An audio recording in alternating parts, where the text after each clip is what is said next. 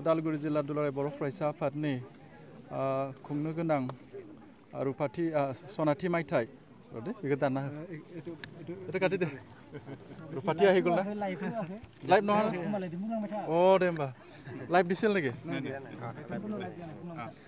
उदालगुरि जिल्ला दुलाराय बर' फरायसा आफादनि फैबाय थानाय 18, 19, 20 आरो 21 2021 मायथाइनि जानुवारि दानाव जोङो सनाथि मायथाइ फोरबोखौ खुंनो थाखाय नैबे खाग्राबारि ओनसोलनि नोलोबारि होननाय बे गेवलां फोथाराव खुंनो थाखाय थि खालामदों बेखौ लानानै जों दिनै सिगांग्रो इसोरखौ आर'ज खालामनानै गाहाय खुन्थियाखौ गायसनबाय दा बेयाव जोङो जोबोद गोजोननाय मोन्दों जिहेतुके जों उदालगुरि जिल्ला दुलाराय बर' फरायसा आफादनि बैसोआ 50 बोसोर जाफैबाय आरो बे 50 बोसोराव दुलाराय बर' माहारिजों लोगोसे जिल्लानि सिङाव थानाय गासै जारिमिनफोरखौ जोङो रनसायनानै आरो फैबाय थानाय समाव जोंनि ओनसोलखौ आरो जोंनि हारिखौ गेरेमसा महर गायसननायनि जा थांखिफोर दं बे थांखिफोरखौ मोजां रोखोमै बेयाव गुवारैनो सावरायनानै हाबाफारिखौ रनसायनो हानाय जों मोनसे हाबाफारि हिसाबै जों लादों आरो लोगोसेनो जों आसा खालामदों जे फैबाय थानाय गोलाव समाव हारि हिसाबै थांना थानायनि जि गोजोन मोनसे मा बुंगोन आबहावा बे आबहावाखौ जोङो बेनि गेजेरजों जोंनि रायजोनि गेजेराव जों मोनसे मेसेज हरनो हानाय मोनसे जि थासारि बेखौ जोङो बानायनो थाखाय थाम थिम खालामदों मानो होनब्ला थांनाय 2020 मायथाइनि 27 जानुवारि खालि जोंहा दुलाराय बर' फरायसा आफादनि गोलाव मोनसे संग्राममोन आलादा रायजो दाबिनाय आरो दुलाराय बर' फरायसा आफादजोंनो लोगोसेनो NDFBनि 34 बोसोर संग्राम खालामनाय हाथियार लानायनि सोमावसारनाय बियो थुंगे फैबाय दा बेनि गेजेरजों जिहेतुके जोङो फैबाय थानाय समाव मोनसे गोजोननि मोनसे परिबेक बेखौ बे गल्डेन जुबलिनि गेजेरजों जिल्लायाव मोनसे आरोबाव मोनसे गेरेमसा मोनसे परिबेकखौ जों दानो हागोन बेखौ आसा खालामदों आरो जोङो आसा खालामदों फैबाय थानाय समाव बर' समाजाव बा जोंनि हारियाव जिहेतुके सोलोंथाइनि हारा जोबोद खम बेनिखायनो जों बे सेमिनारनि गेजेरजों जों फैबाय थानाय समाव बर' हारिनि जा फरायसाफोर बा बर' समाजनि गेजेराव मोनसे गोजौ थाखोनि सोलोंथाइनि जा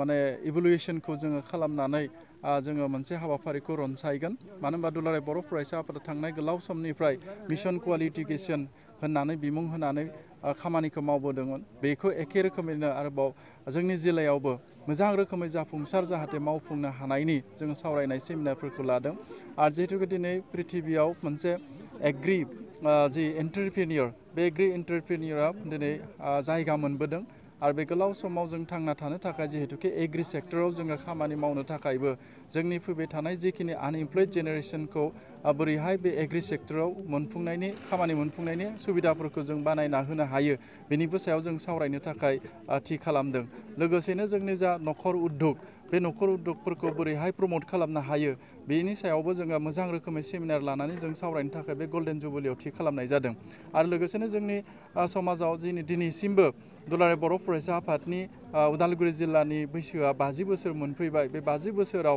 जिखिनि साबखांनांगौमोन बिनिख्रुइ अधिक आरोबाव मोजांसिन साबखांहोबावनो हानायनि जाफैबाय थानाय समाव जोङो सावरायलायनानै समाज बेरेखा खामानिफोर आरो समाजाव थानाय जे गोरोन्थि खामानिफोर दङ बेफोरखौ गासैबो बोस्रांलायनो हानाय जोंनि जेनेरेसननो जों फोरमायनो थाखाय नाजादों। आं बेखिनिखौ दिनै नोंथांमोननो फोरमायबाय। रायजो राजानि बाहागोखौ माबोरैहाय लुबैयो नोंथाङा? जोङो आसा खालामदों बेयाव more than 3 लाख मानसिफोरखौ गेदारिं जागोन होननानै जोङो खालामदों। बेनिखायनो जोङो बेयाव नेसनेल आरो रिजनेल मोननैबो बेयाव थागिबि मानसिफोरखौ लाफानानै जोङो कालचारेल एक्सचेन्ज मोनसे हाबाफारिखौ लागोन। जिहेतुके बिनि गेजेरजों मोनसे मोजां सोमोन्दोआ गायसननो हायो, सोमोन्दो गायसननो हायो, बेखौ उद्देশ্যजों जों बेखौ लादों। बेनिखायनो जों बेयाव आरोबाव मोनसे बेखौनो लाफाबावनाय जादों जायखौ जों एगजिबिसन।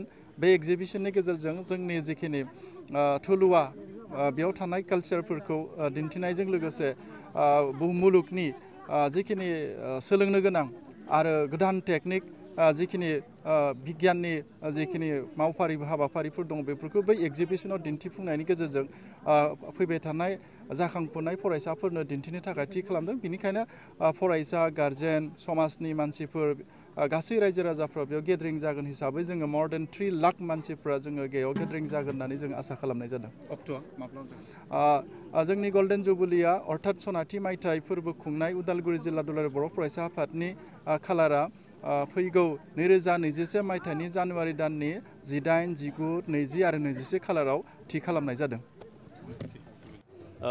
उदालगुरि जिल्ला दुलाराय बर' फरायसा आफादनि सनाथि मायथाइनि दिनै जोंनि खाग्राबारि दख'रानि सिङाव थानाय नैबे नोलोबारि फोथाराव खुंनो लादों। बेखायनो दिनै गाहाय खुन्थियाखौ गायसननाय जाबाय। आरो दिनैनि नैबे गाहाय खुन्थिया गायसननायनि गेजेरजों उदालगुरि जिल्लानि गासैबो हारि माहारिनि गुबुन गुबुन आफादाव थानाय गासैबो रायजो राजाखौ खावलायनो सानदों जे दुलाराय बर' फरायसा आफादा मोनसे माहारियारि आफाद, मोनसे हारिनि सम्पति। बे सम्पति हिसाबै जोङो दुलाराय बर' फरायसा आफादखौ जोङो अनसायनांगोन। बेखायनो फैबाय थानाय 18, 19, 20 आरो 21 जानुवारि 2021 बे सानब्रैनि हाबाफारि लानानै जानो गोनां आरो खुंनो गोनां बे हाबाफारियाव जाहाथे बयबो बाहागो लायो आरो जायफ्रा गावखौनो गायसननो हाबाय बिथांमोना जाहाथे एसे एसे राङारि अनसुंथाइ होनानै हाबाफारिखौ जाहाथे मोजाङै जाफुंहोनो हायो। आं बानजाय आफादनि आफादगिरि मासिनिफ्राय दिनैनि नैबे समाव बेखौ खावलायहरो। बेनि थाखाय माने सानब्रैनि जे हाबाफारि जागोन बेखौ बाजेट बेसेबांसो माने खालामनाय जादों? जोङो 30 लाखनि सायाव एसे खालामनाय जादों। मानो होनना बुङोब्ला बेयाव जों गोबां हाबाफारि लानाय जादों। फरायसाफोरनि, आबादारिफोरनि, फालांगिरिनि गुबुन गुबुन आयदायाव जोङो सेमिनार लानाय जादों। दा बे सेमिनाराव जोङो गुबुन गुबुन जायगानि फुंखा सुबुंखौ जों लेंहरगोन। दा बे हिसाबै बिथांमोननि थांलाय फैलायनि खरसा थाबाय, जानाय थानायनि खरसा थाबाय। बे हिसाबै जोङो आरो जिहेथु दायो मुवा माने बायदिसिना बायदि बेसेनफ्रा बांबाय, दा बे हिसाबै जों बाजेटखौ 30 लाखनि सायाव जोङो लानाय जादों।